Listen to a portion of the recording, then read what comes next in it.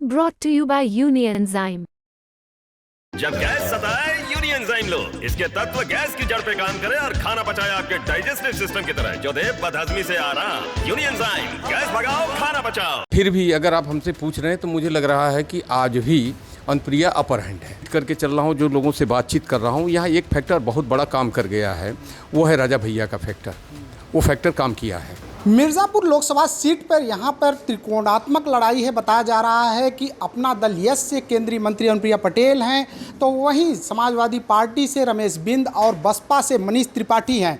आज वोटिंग हुई है। वोटिंग समाप्ति के बाद हम जानने की कोशिश करेंगे, हमारे साथ इस जनपद के वरिष्ठ पत्रकार हैं, हम इन्हीं लोगों से जानने की कोशिश करेंगे आखिर चुनाव का परिणाम क्या होने वाला है, क्या चुनाव का परिणाम होने वाला है। आप तो वरिष्ठ पत्रकार हैं, आप घूमे भी हुए हैं, क्या है चुनाव का परिणाम? पहली बात यह है कि लड़ाई त्रिकोणात्मक नहीं है, लड़ाई केवल दो कोण में आमने सामने अनुप्रिया की और इंडी गठबंधन की है।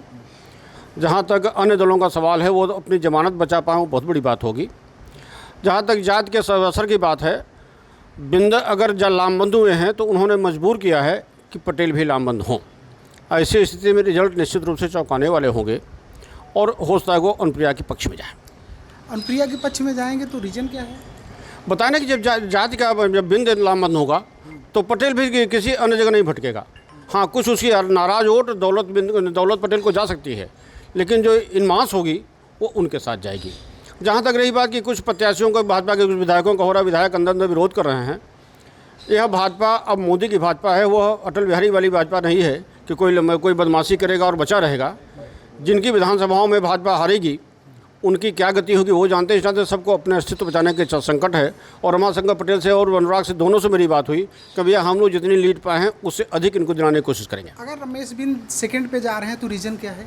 भाई रमेश बिंद रीजन इस नाते रीजन है, कोई यहाँ का जाना माना पहले से चेहरा है, सपा उसके साथ ही है, मुसलमान उसके साथ ही है, और इस नाते हो जाएगा।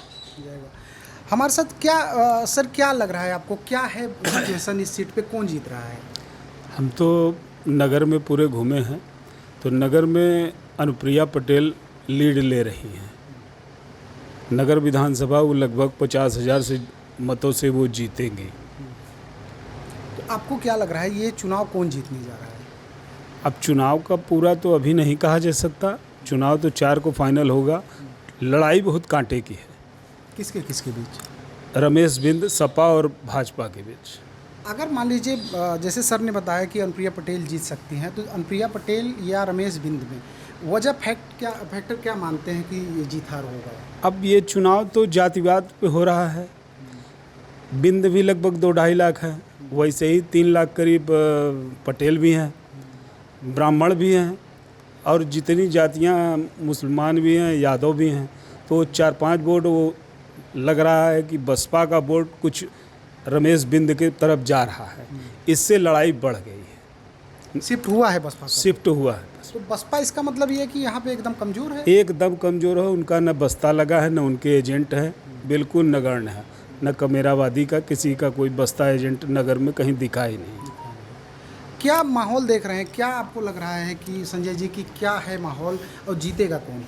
देखिए, जीतने की बात तो नहीं कर सकते, लेकिन कांटे की लड़ाई है रमेश बिंद बनाम अनुप्रिया जी की, और मामला बड़ा दिलचस्प है। अभी आप समझिए कि लगभग मैं सुबह से 25 से 30 बूथ घूमा और सिर्फ 2 मतदान मुझे दिखे, एक साइकिल और एक कपलेट। और चुनाव में इस बार जैसे अभी आप पूछ रहे थे कि क्या देख करके आप अनुप्रिया को वोट कर रहे हैं, तो मैं बड़ा खुल के बोलता हूँ कि अनुप्रिया जी पढ़ी लिखी हैं और हम लोग पढ़े लिखे हैं। तो अब एक पढ़ा लिखा इंसान कभी अंगूठा छाप को वोट नहीं करेगा, एक चीज़। दूसरी चीज़, जब हम जनता में हैं और हमको ये भी देखना है कि 10 साल में अनुप्रिया जी ने मिर्ज़ापुर के लिए क्या किया, बड़ा मुद्दा है ये। अब तो ये तो मान लीजिए, ये तो प्रश्न तो अब कुछ बचा ही नहीं। आज तो मतदान समाप्त हो गया, तो हम ये सीधा पूछ रहे हैं कि आप के एनालिसिस के हिसाब से कौन जीत रहा है? अगर जीत रहा है तो उसका वजह क्या है? देखिए, जीत तो नहीं कह सकते, लेकिन कई मुद्दे ऐसे भी हैं जो जनता के जहन में हैं। जिससे लड़ाई बड़ी कांटे की है। अब जैसे पिछली बार आप 2 चुनाव देखें तो 2014 और 2019 के चुनाव में लगभग जैसे एक परिवार में 10 वोट था तो 10 वोट अनुप्रिया जी को जाता था मोदी जी के नाम पर। लेकिन इस बार थोड़ा चेंज हुआ है। जैसे इस बार में के चुनाव में जैसे जिसके परिवार में 10 वोट है तो 7 वोट अनुप्रिया जी को मिल रहा है, तो 3 वोट बगावत करके लोग रमेश बिंद या इंडी गठबंधन को भी दे रहे हैं। तो अब आप ऐसे मान के चलिए कि 70% वोट तो अनुप्रिया जी को मिल रहा है, 30% वोट डाइवर्ट हो रहा है और 70% ये जो 30% डाइवर्ट हो रहा है कौन से वोट हैं? क्या सवर्ण हैं या ओबीसी हैं? सवर्ण तो अनुप्रिया जी के साथ है। जैसे अभी बात आप लोगों ने की कि जाति चुनाव है, मैं जाति चुनाव नहीं मानता इसे। जो योग्य आदमी है, जैसे जो योग्य आदमी है, जो पढ़ा लिखा है, वो पढ़े लिखे का चयन करेगा और वह यह भी देखेगा कि कौन सा प्रत्याशी जिले के लिए क्या कर रहा है।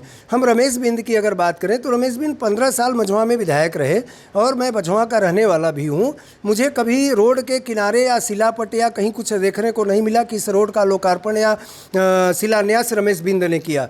लेकिन अनुप्रिया जी के बहुत बोर्ड मिल जाते हैं। अनुप्रिया जी ने जिले के लिए बहुत काम किया, चाहे वो मेडिकल कॉलेज रहा हो, चाहे केंद्रीय स्टेशन रहा हो, चाहे केंद्रीय विद्यालय रहा हो, चाहे विश्वविद्यालय रहा हो। इसके अलावा भी तमाम काम उन्होंने किया। तो ये वजह बनेगी जी? हाँ जी जी जी, क्यों नहीं। हमने 10 साल में किस प्रत्याशी ने क्या किया उसका आकलन करेंगे और उस आकलन के आधार पर जो बेहतर होगा उसको वोट करने का काम करेंगे।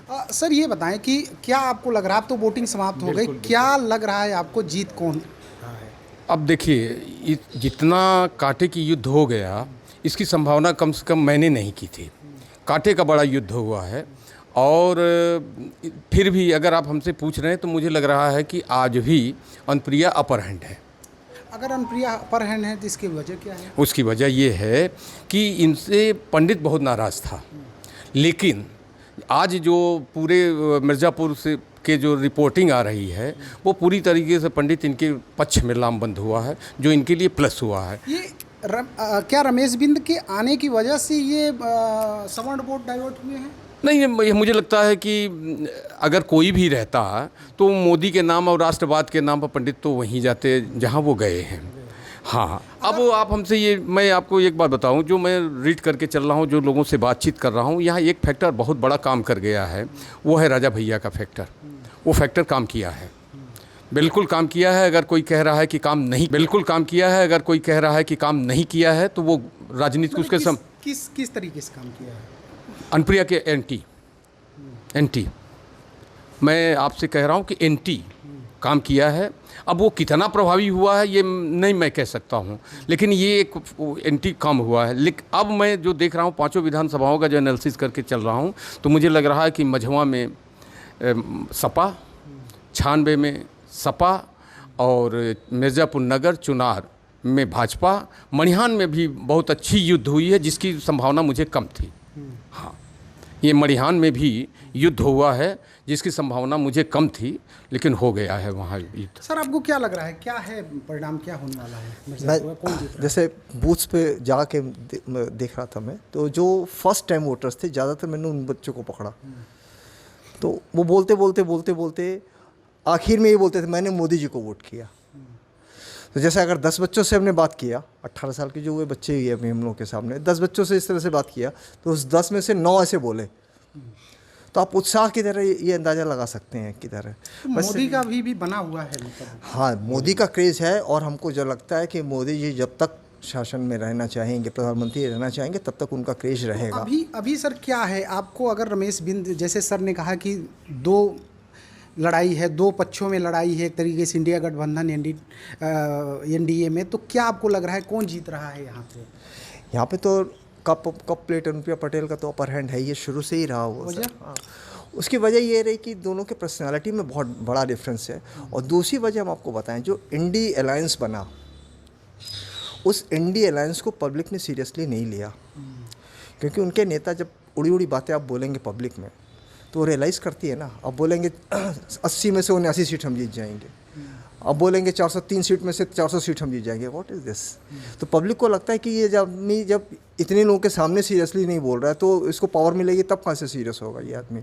तो अब अवेयरनेस देखिए सोशल मीडिया से। सपा अगर कहीं आपके हिसाब से, आप बता रहे हैं कि अनुप्रिया पटेल जीत रहे हैं, अगर सपा कहीं चूक रही है तो वजह क्या देख रहे हैं आज मतदान? वही मैं बोल रहा हूँ कि ये नॉन सीरियसनेस, इन नेताओं की नॉन सीरियसनेस इनके लिए भारी पड़ रही है। आप गंभीरता से बोलिए, अवेयरनेस लोगों में आई है, जागरूकता लोगों में आई है। अब उड़ी उड़ी बातें लोग उतना नहीं पसंद करते। हाँ, बेरोजगार जो थे उनके अंदर भी कहीं ना कहीं ये भाव सेंस छिपा हुआ है, हाँ, कि वैकेंसीज कम है, एग्ज़ाम्स नहीं हो रहे, लेकिन हमारी भी क्षमता हमारे सामने क्वेश्चन मार्क लगाती है। वो ग्रेजुअली दे विल रियलाइज़, जैसे जैसे टाइम पास होता है, आप इमीडिएट नहीं आप रियलाइज़ करते, लेकिन बाद में वो रियलाइज़ करेंगे, वो करते भी हैं, रियलाइज़ करते भी हैं। और अब ये उनको समझाने की ज़रूरत है कि सर्टिफिकेट का बहुत महत्व नहीं है, सरकारी नौकरी का बहुत महत्व नहीं है, आपकी अच्छी लाइफ का महत्व है, ये समझाने की उनको ज़रूरत है। और धीमे धीमे ये युवा आज का समझ रहा है। सर क्या लग रहा है आपको, कौन जीत रहा है? देखिए, जहाँ तक मिर्ज़ापुर के चुनाव की बात, उस पर बात है, यहाँ भी चुनाव हुआ है, पूरा जाति आधार पर चुनाव हुआ है। एक तरफ अनुप्रिया पटेल का पटेल समाज था, एक तरफ रमेश बिंद का बिंद समाज था। तो बिंद समाज के साथ तो यादव और मुस्लिम का वो था, और अनुप्रिया से पटेल था, पटेल बैकवर्ड में ये भी थी। बट यहाँ पे हुआ क्या है कि अपर कास्ट का जो वोट था वो अनुप्रिया में शिफ्ट हुआ है, जिस कारण अनुप्रिया का बड़ा भारी लग रहा है। मगर यहाँ पे जो टक्कर चल रही है, कांटे टक्कर चल रही है, ये नहीं कहा जा सकता कौन जीतेगा या कौन हारेगा, ये तो 4 जून को पता चल पाएगा कि कौन जीतेगा कौन है। तो ये इस जनपद के वरिष्ठ पत्रकार हैं जिनका दशकों का अनुभव है पत्रकारिता में और ज़मीनी पकड़ भी है राजनीति पे इन लोगों की। तो इनका ये कहना है कि अनुप्रिया पटेल अभी तक के जो सिचुएशन को देखा जाए उस पर भारी दिख रहे हैं, लेकिन कांटे की टक्कर है। सुरेश कुमार से मिर्ज़ापुर, यूपी तक।